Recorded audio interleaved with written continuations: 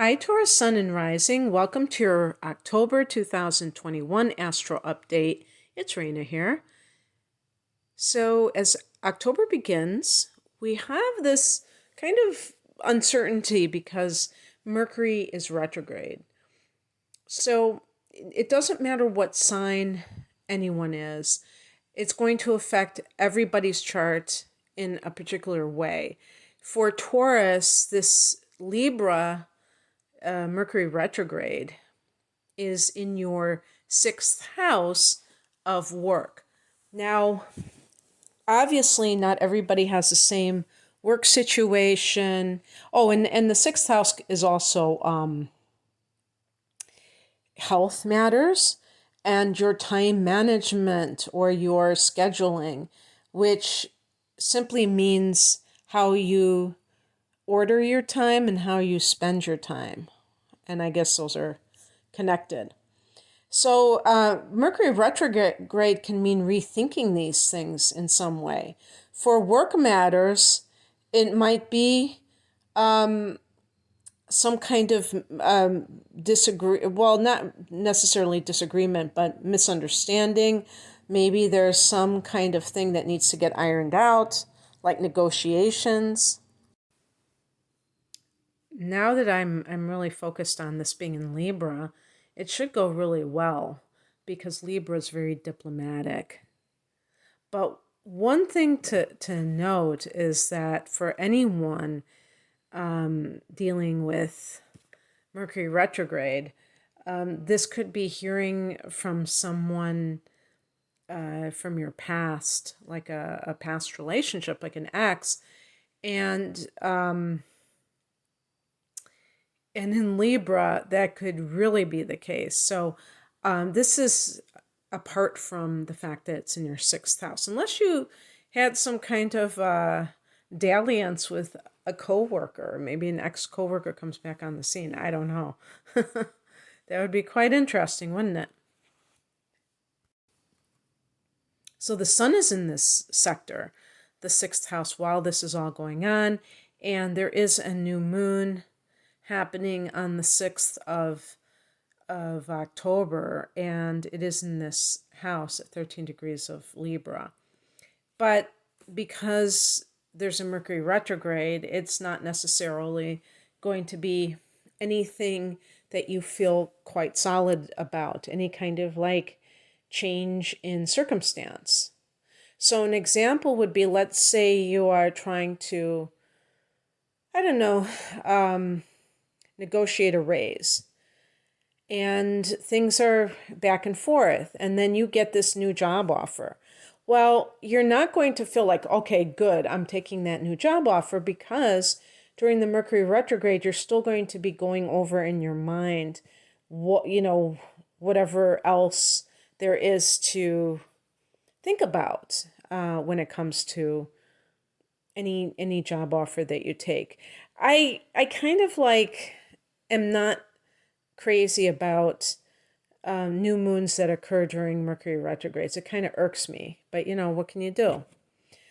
And on the same day that we have this new moon on the 6th, Pluto turns direct at 24 degrees of Capricorn. And, Pluto is a fellow Earth sign. So this Pluto transit is actually forming a trine with you, Taurus, which makes things a little bit more pleasant because Pluto is a heavy hitter. And Pluto has been transiting your ninth house.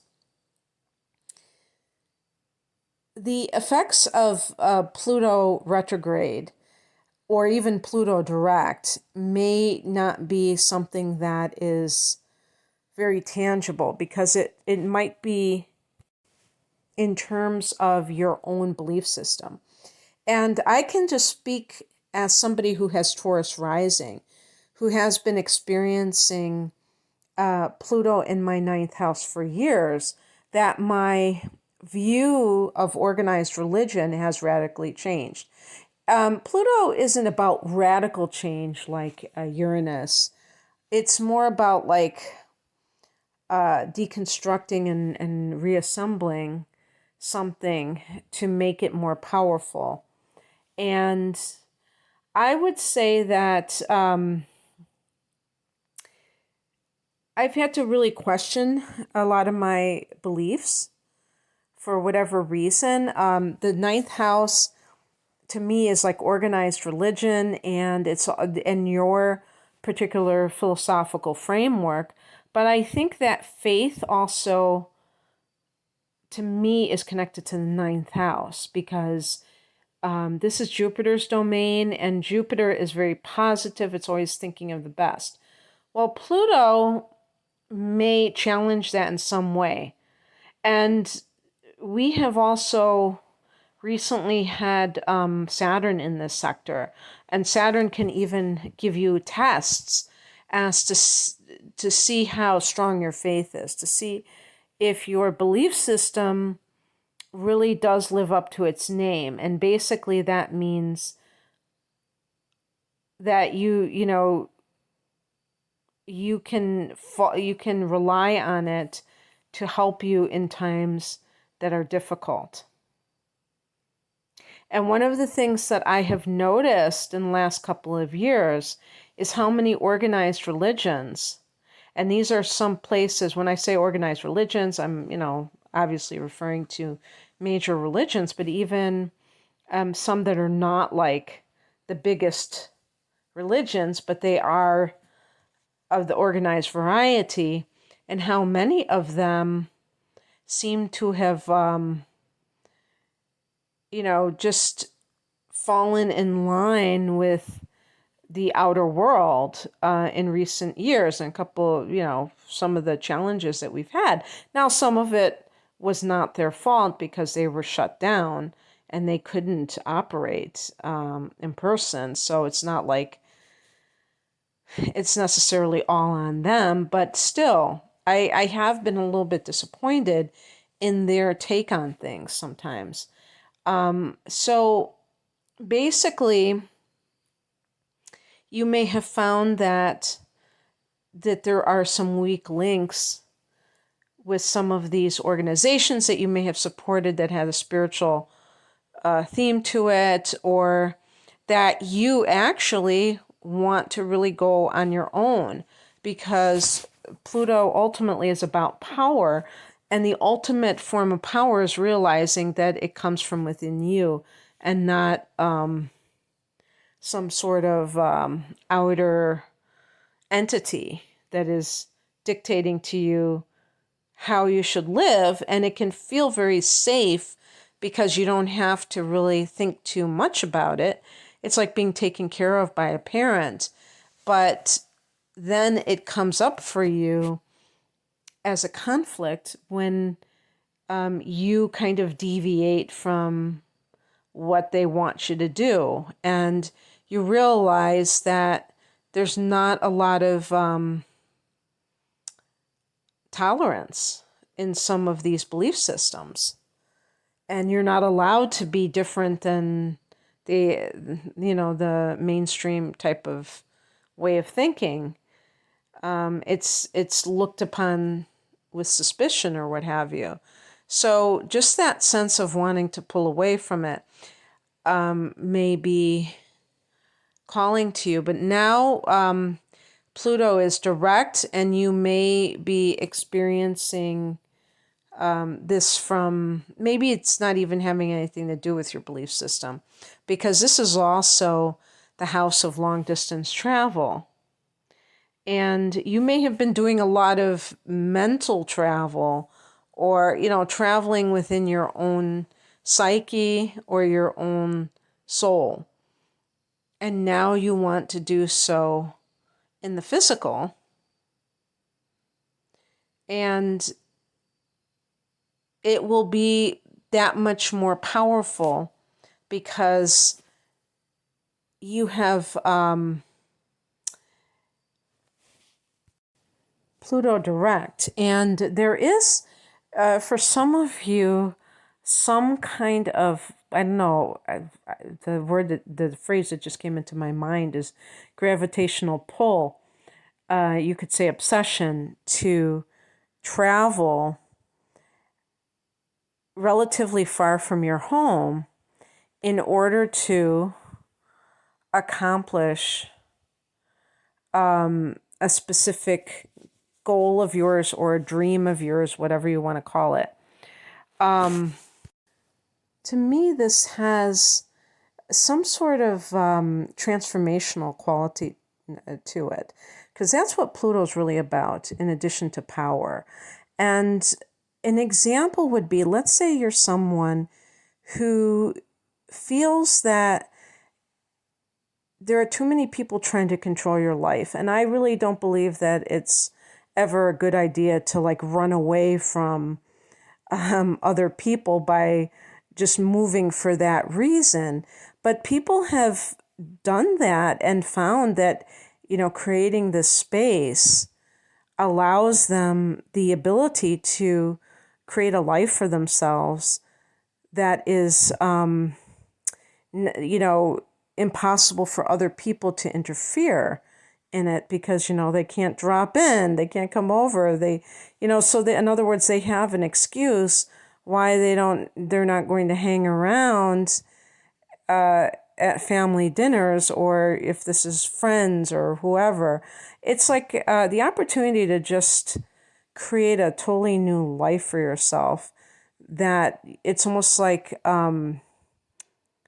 your history, losing that history because you're like on a whole new continent or just really far from home. Or just the kind of exposure that comes from living someplace that is completely different from yours, and having to, or like a language that is foreign to you. All of these things, it can really create a lot of growth. And so some of you may almost be obsessed with this desire to do that, but perhaps because of outer events, you have been prevented from it, and now there is more opportunity for you to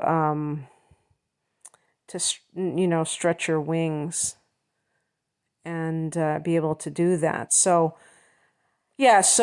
Pluto is going direct on the same day as the new moon in Libra. And, it's important to note that because the new moon is in that work sector, there might be some connection there as well. Maybe you're traveling for work, or that that's on the agenda. On the 7th, Venus goes into Sagittarius, and that is your 8th house. Venus in the 8th house can benefit from other people's money. This could even be like a gift that is given to you, because you rule the 2nd house, Taurus, which is the house of the money that you earn, or, not just Taurus earns, but anybody earns on their own. And the 8th house can be money that is either from shared sources or that maybe somebody gives to you. Venus has a very languid quality, so it's not something that you have to just work your butt off to get. And what else can I say about this? Well, this is good for really getting close to a partner, and this is about intimacy and things like that. On the 10th, Saturn goes direct at 6 degrees of Aquarius. This is the career sector. And Jupiter goes direct 8 days after that. So there are triggers to both the 6th house and the 10th house. Now, the 6th house is your service to others, but the 10th house is your status in society, your reputation, your success, your level of success. So it has more of it's more of like the prestige that you have earned through your work that comes from the 6th house, the sweat of your brow. The 6th house can be the actual work itself, how you work, your attitudes towards work, all that kind of stuff. So both of these houses are, being triggered in October. So October could be a significant month for Taurus, Sun, and Rising in terms of, some sort of changes coming to the work that you're doing, the success that you're experiencing. I think it's going to be for the good because you do have a new moon in the 6th, as well as these two outer planets, wouldn't call them generational planets, but outer planets, Saturn and Jupiter going direct. And even though they're not personal planets, I still think they can impact the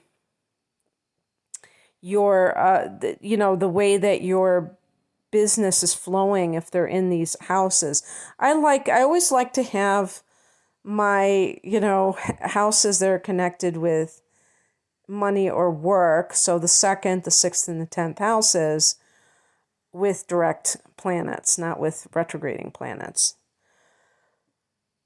So anyway, so Saturn here in the 10th can make you more resolute about going after your goals. Maybe you kind of meandered. Maybe you kind of in the last few months, you may have felt a little bit of a lack of discipline, Taurus, or a lack of, ambition. That's how I would look at it with Saturn retrograding. It may have been harder to be disciplined, but now you're back on point. 10/10 is that date for Saturn going direct. And then on the 18th, Jupiter is one of those planets that, like Venus, when it retrogrades, that it's supposed to still bestow good fortune on a person. But I just like to have it be direct, what can I say? So, Jupiter retrograding in this house may have caused you to question or go over your values well, not values, I keep saying values, it's more like Venus. Your philosophy of life, your what is it called? Your ethics, but there's another word, and that's almost like values anyway, as it relates to career matters. Because if you're leading an intentional life, Taurus, then it is a good thing to question what you believe about life, because it means that you want to be of service to others, but you want to make sure that it's something that it really is benefiting them, and it's not just about you. And so with Taurus, a lot of times money can creep into the equation where you are tempted to want to make a lot of money with a particular profession, or maybe a place that you're working, but there's another aspect to it that doesn't feel right inside, and you have to kind of wrestle with that. The other thing about this is that there's an expansive quality of Jupiter, and maybe you had to kind of tame that a little bit because you want to do so much, but you can't do everything at once. So now Jupiter's direct, and this can be really good for being at the right place at the right time, just everything kind of gelling as it should. And yes, you can expand upon your career. Maybe you have had to kind of get clear on what your goals are with Saturn retrograding, and now it's great because you have these two planets that seem to cancel each other out, but they really keep each other in check. And both of them need to be kept in check for their own reasons.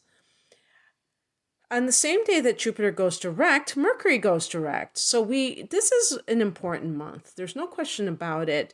It may not be, I was going to say it might be a little messy because it starts off with a Mercury retrograde. So it doesn't feel like we're starting with a fresh slate, with a clean slate.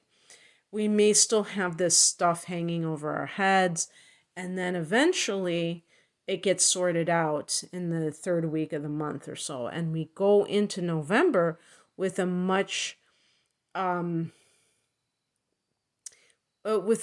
momentum. However, it will take time for these planets, which they're slower moving, like Jupiter and Saturn, for them to get back up to speed. I don't know the exact dates. I would imagine it's sometime in November, but Mercury will come out of its shadow a lot sooner because it's faster moving. So Mercury goes direct in that 6th house, and something might be kind of resolved there. Some of this may be about how you order your day, because let's say you're somebody who has been working from home, and then all of a sudden your company said, okay, we're all coming back to the office, but you were used to working in your jammies. I don't know. Taurus loves, clothing that is comfortable. I would even say some of you femme fatales, once you get to be a certain age, you might be, especially if you have snagged somebody and you're like, okay, now it's time to break out. Now you're going to live in your sweats, right? When you were living in mini skirts before. So anyway, on the 20th, there is a full moon at 27 degrees of Taurus, Aries. Now, speaking of that, when I said Taurus by accident, there is going to be a lunar eclipse on November 19th at the same degree, at 27 degrees, but of your sign, Taurus. So that is on deck for you.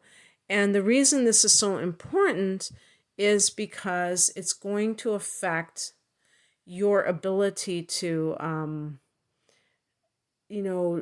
for business as usual, because there could be major changes in your life. This is kicking off the eclipses in Taurus and your opposite sign of Scorpio starting in 2022. So this particular full moon on October 20th is occurring in the 12th house. And that to me is maybe even more important than the one in the first house, although that one is important because it's a lunar eclipse. So it's very powerful. So this full moon in the 12th house can be great for breaking addictions, for letting, for tying up loose ends, for gaining closure about something in your life, clearing the decks for the new cycle that is coming up. And, you will have a solar eclipse in your sign in April of 2022. So that would be ultimately when the new beginnings truly arrive.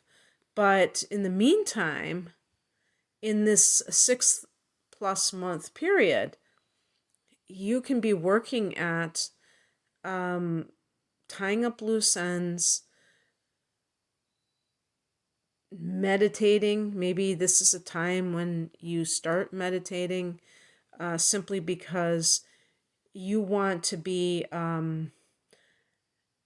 at your best possible point as you go through major changes in your life. And for a Taurus, change is not necessarily the easiest thing to accept, but the eclipses demand nothing less than total acceptance, because that's what they are all about. So being able to do that and still feel as though you are not discombobulated, that's going to be the key. So that's another thing. The full moon meditation can be a good thing as well.